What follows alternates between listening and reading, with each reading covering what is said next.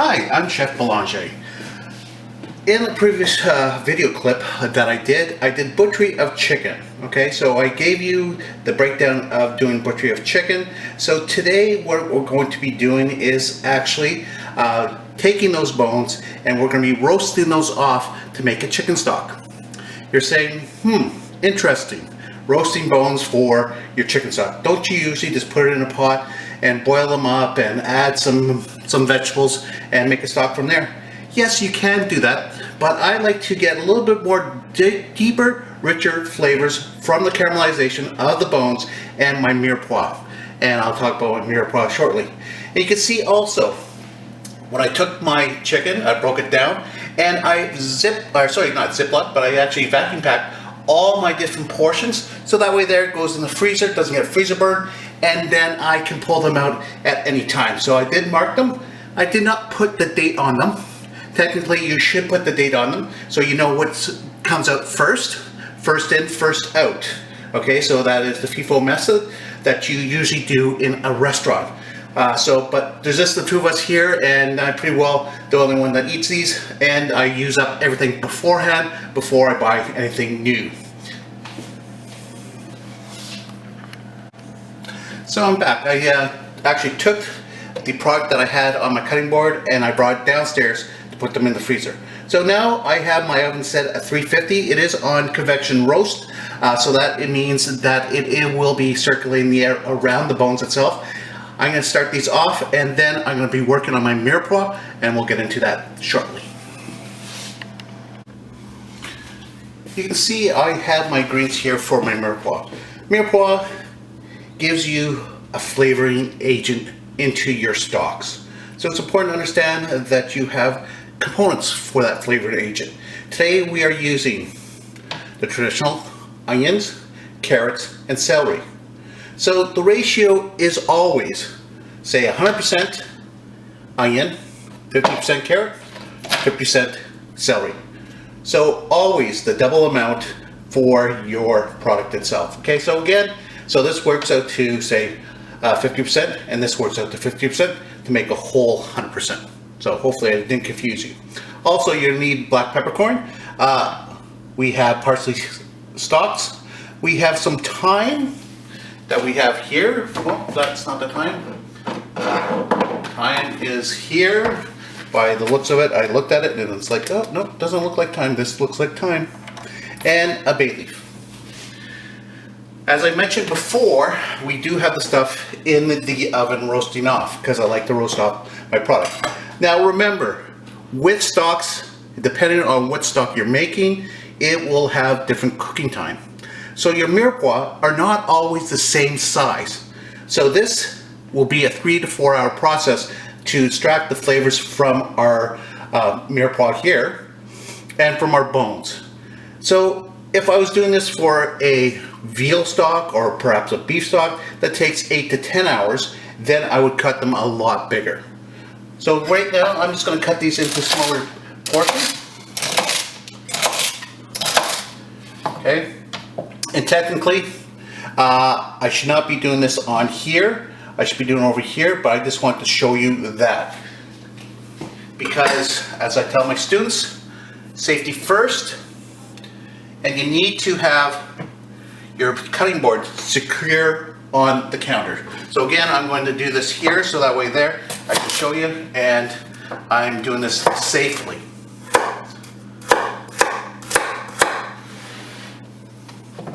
Again, simply cutting these up into sizes that I will extract the flavors in a process for 3 to 4 hours. Okay, I'm going to cut these up nicely.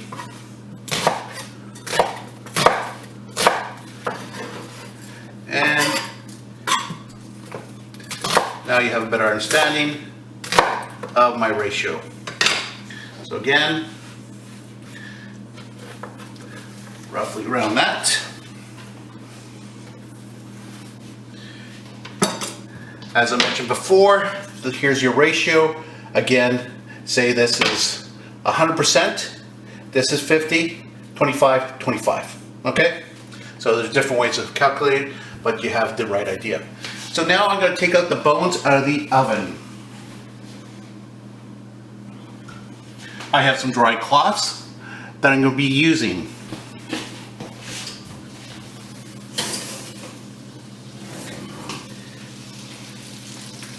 You can see that it's starting to get color on this, and that's good.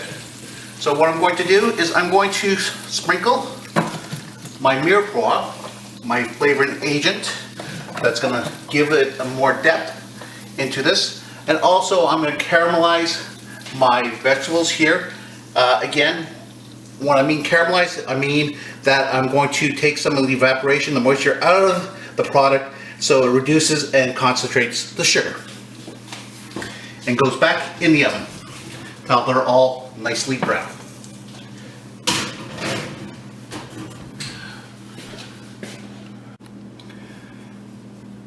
Now I'm going to take my bones out of the oven, have a quick look at them. A little bit of facial at the same time, a little bit of steam. So watch it when you open up that oven, because there is moisture coming off. I'm going to move this around. So my bones are getting nice and caramelized. That's what I want through that process. Again, my vegetables are down here, and some are starting to get caramelized on the bottom, so that's good. I'm going to put this back in, get a little bit more color on this. Go back in the oven. And probably right now it's been in and out of the oven with the bones for 15 minutes, the Mirepoix for another 15 minutes. I'm going to now take the bones and the Mirepoix out of the oven, and I can see I got another steam bath here. Glasses are all steamed up. I can see here I have nice caramelization on this, and I'm going to now take these bones and the vegetables out, and I'm going to use, I could use this pot here, but I want to do 4 liters, so it's going to be quite full with this one, so I'm going to use my stock pot over here. It's quite larger. Again, I'd rather start off with here and then move it down here later on, but so that way there it's not spilling over, making a mess on the stovetop.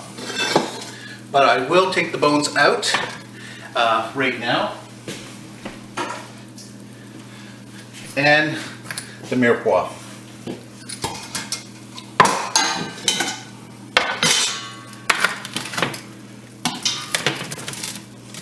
There's not that much fat on the bottom, so I'm not too worried about that. Normally, if I had something that was a little bit greasier, I would definitely be taking straightening this off, but since there's not a lot on here, I'm just going to keep it. Now, simply going to put most of the stuff in my pot itself, scraping that off, and then I'm going to do a technique called deglazing. Okay, so that is taking all these wonderful caramelized bits on the bottom. Two things, we're going to add more flavor, color also to my product. So again, you can see that on the bottom, you can see that it is brown. Okay, and I'm going to use that, and we're going to call it a deglaze. Okay, so again, I'm going to put this pan on the stovetop. Pretty well got everything off here. Most of the times when you hear this terminology deglazing, most of the time you are actually doing that with wine.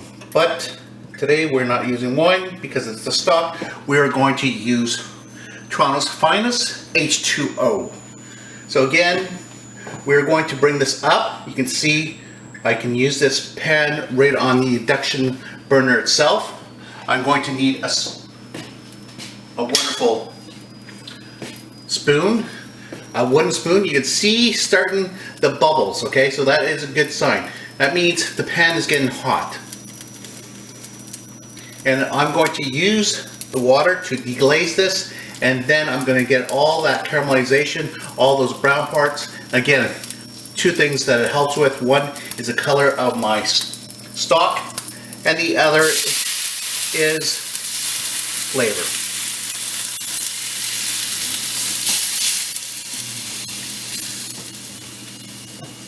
So again, I'm just going to use my towel, and I'm going to use my wooden spoon to get that off, all that flavor.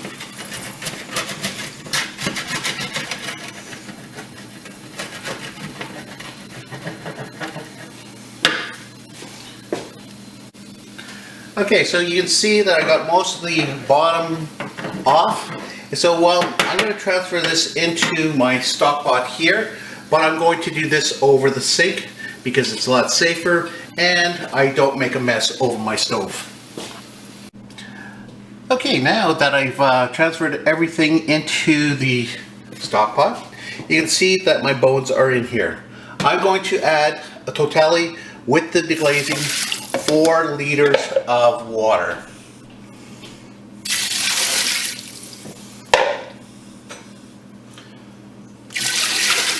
Again, drawn up finest H2O from the tap. We are very lucky. Okay, so now, normally we would put a spice bag in here, but because I am working from the house and I'm not at establishment, I do not have any cheesecloth. So normally we would put 4 ingredients in cheesecloth, and the reason why we put it in a cheesecloth and tie it to a string on the side, it's about control. Yes, chefs have this issue with control. So we put the spice bag in, and if we taste our product, we realize that if it's too strong in the thyme, then we can take that spice bag out and stop that from happening. But since I'm a trained professional and I've done this numerous times, I know exactly how much I'm going to put in. So I'm going to put 1 bay leaf. I'm going to put 1, 2 of that is thyme, dry versus fresh, because we're cooking out this for a longer period of time. And again, I have peppercorns here, and I'm just going to go coarse on that, and that's it. So I have everything in here. I'm going to now put this on the back burner and simmer it for 3 to 4 hours. Okay, now the pot and the bones and everything's on the stovetop, the Mirepoix, the spice bag. You can see all this white bubbles coming up. Also, you'll see a little bit of the oil happening also. That is part of the process. Those little white foam and foam itself, those are the impurities that you would find in the blood and so forth. So we need to skim those off because if we don't, what's going to happen is that boils into our stock itself. It will get cloudy. So, and the other time is, the other thing is that we need to skim off the fat also at the same time. So simply pushing down on your ladle, going around, you will be able to pick up that scum and the wonderful fat at the same time. And again, I just have a ladle here. Again, it's easier with the ladle itself. Okay, and if you won't go like this, you can also do this and get the product or scum on the side of the pot and you skim away. So I'm going to do this probably a couple times during the process of my stock. I'm going to let this simmer now. It's coming up to a boil, so I'll be simmering this down. The one good thing with induction is that it actually controls it nicely. So I'm going to simmer this for roughly around 3 hours. I'm going to have a look at it at 3 hours, check it, and then see how the flavor profile is. If I need another hour, I will do another hour. If not, I will strain it and then put it into another pot and then perhaps reduce it another 25% just to intensify the flavors.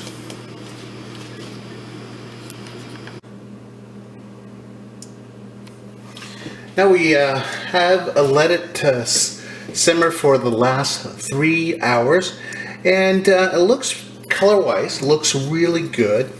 Nice gold color to it.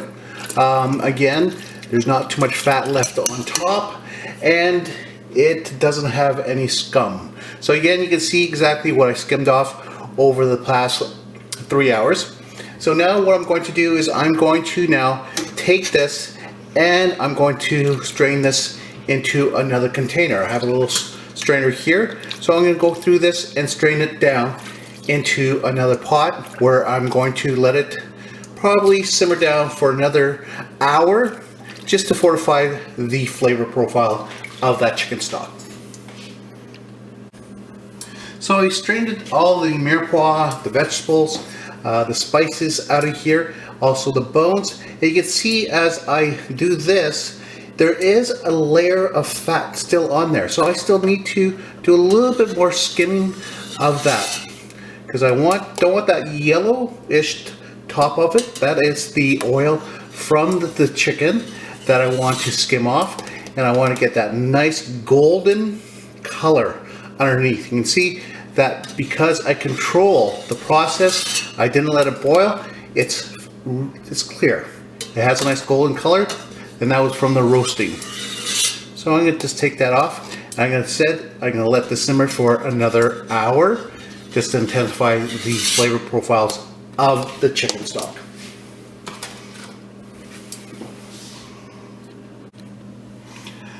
Now we have simmered for an hour, and you can see the color still pretty clear.